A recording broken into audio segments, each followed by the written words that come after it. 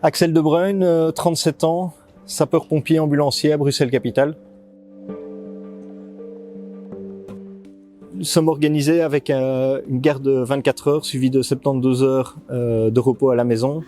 Ce qui change beaucoup avec la crise, c'est l'organisation au niveau des interventions ambulances qui sont fortement liées à l'épidémie, qui nécessitent une hygiène particulière pour éviter de contaminer le personnel, donc des tenues assez lourdes et des décontaminations du personnel et des ambulances.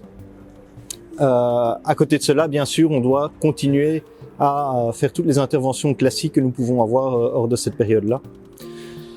Lors du repos, du retour à la maison, eh bien, on est lié comme le reste de la population à un confinement et donc avec des sorties uniquement nécessaires pour éventuellement entretenir notre condition physique ou aller faire des courses.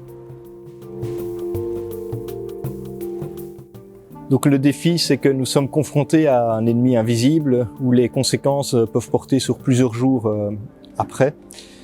Et donc nous devons sans cesse nous adapter par rapport à la connaissance que nous pouvons avoir du virus et la disponibilité du matériel. Donc il manque de matériel d'hygiène, de protection, et donc notre chaîne de décontamination doit à chaque garde pouvoir se perfectionner, évoluer dans le bon sens pour être le plus efficace possible. Les choses qui pour nous pourraient être vues comme des injustices, c'est parfois des gens qui sont renvoyés par les hôpitaux à la maison et dont l'état se dégrade et parfois avec une issue fatale. Et donc on se pose des questions sur le fait est-ce que ce genre de situation ne pourrait pas avoir été évité. Donc dans notre métier, nous sommes confrontés à devoir nous adapter sans cesse. Il y a beaucoup de débrouillardise qui doit être fait dans notre métier déjà de façon habituelle. C'est sûr qu'on a tous besoin de plus de matériel de protection, mais qui sont des denrées rares pour tout le monde. Je pense que nos pensées vont encore plus vers le secteur médical dans les hôpitaux, où les problèmes peuvent avoir encore des conséquences plus graves que chez nous et se font encore plus ressentir.